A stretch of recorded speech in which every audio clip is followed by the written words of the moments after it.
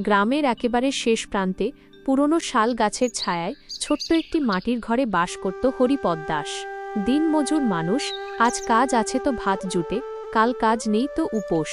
বহু বছর আগে তার স্ত্রী লক্ষ্মী দেবী জ্বরে মারা গেছেন। রেখে গেছেন দুই মেয়ে, বড় মেয়ের নাম রাধা, ছোটটির নাম মাধবী। অভাব ছিল তাদের নিত্যদিনের সঙ্গী। তবুও হরিপদ দাসের মনে কোনো অভিযোগ ছিল না। প্রতিদিন ভোরে উঠে তুলসীতলায় প্রদীপ জ্বালিয়ে তিনি বলতেন, ভগবান, আমি কিছু চাই না, শুধু আমার মেয়েগুলো যেন মানুষ হয়। রাধা ছিল শান্ত, ধীরস্থির আর দায়িত্বশীল।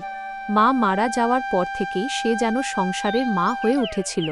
রান্না, ঘর পরিষ্কার, বাবার সেবা সবকিছু নিঃশব্দে করে যেত।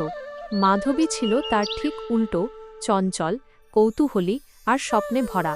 সে পড়াশোনা ভীষণ ভালোবাসত। বই খুললেই যেন সে অন্য জগতে চলে যেত। কিন্তু দারিদ্র্যের সংসারে দুজনকে পড়ানো সহজ ছিল না। কোনোভাবে প্রাথমিক বিদ্যালয়ে ভর্তি করা গেলেও খাতা কলম জোগাড় করাই ছিল কষ্টের। একদিন হরিপদ দাস কাজ করতে গিয়ে পা পিছলে পড়ে যান। পায়ে মারাত্মক চোট লাগে। কয়েক মাস তিনি কাজে যেতে পারলেন না। সংসারে তখন ঘোর অন্ধকার নেমে এলো। সে সময় রাধা চুপচাপ সিদ্ধান্ত নিল। সে পাশের বাড়ির লোকের কাছে কাজে যেতে শুরু করল। কখনো বাসন মাজা, কখনো ঝাঁট দেওয়া, কখনো ধান ভাঙা। হাতে ফোস্কা পড়ত, পিঠ ব্যথায় ভেঙে যেত, কিন্তু মুখে কোনো অভিযোগ ছিল না। তার একটাই লক্ষ্য, মাধবীর পড়াশোনা বন্ধ হতে দেওয়া যাবে না। মাধবী জানত না বোন কতটা কষ্ট করছে। সে প্রতিদিন স্কুলে যেত, মন দিয়ে পড়াশোনা করত। তার স্বপ্ন ছিল একদিন সে বড় ডাক্তার হবে, গরিব মানুষদের বিনা পয়সায় চিকিৎসা করবে। একদিন স্কুল থেকে ফিরে মাধবী দেখল রাধা উঠোনে বসে কাঁদছে।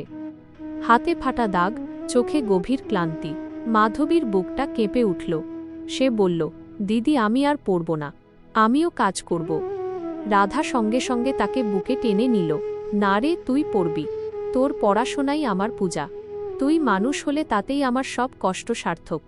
সময় এগোতে লাগল। মাধবী স্কুলে ভালো ফল করতে লাগল।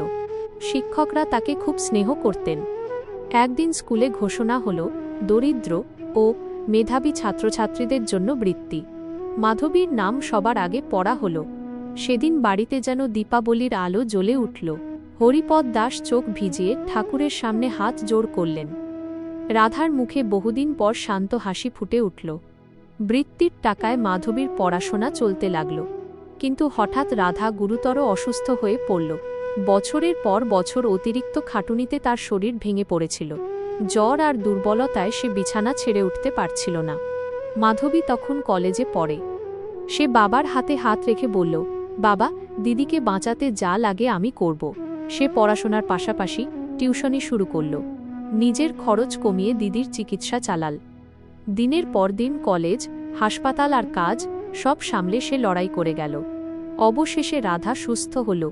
একদিন বোনের মাথায় হাত রেখে চোখের জল মুছতে মুছতে বলল, আমি তোকে মানুষ করতে চেয়েছিলাম, আর তুই আমাকে নতুন জীবন দিলি। বছর কয়েক পরে মাধবী ডাক্তারি পড়ার সুযোগ পেল। পুরো গ্রাম আনন্দে ভরে উঠল। হরিপদ দাস মন্দিরে গিয়ে শিব ঠাকুরের সামনে মাথা ঠেকালেন। মাধবী ডাক্তার হল। সে শহরে না থেকে গ্রামের কাছেই চাকরি নিল। গরিব মানুষদের কম খরচে চিকিৎসা করত। আর রাধা একটি সেলাই ও হস্তশিল্প কেন্দ্র খুলল, যেখানে দরিদ্র মেয়েরা কাজ শিখে নিজের পায়ে দাঁড়াতে পারত। এক সন্ধ্যায় হরিপদ দাস মেয়েদের দিকে তাকিয়ে বললেন, আমি গরিব ছিলাম, কিন্তু তোমরা আমার সত্যিকারের লক্ষ্মী। রাধা আর মাধবী একসাথে বাবাকে জড়িয়ে ধরল।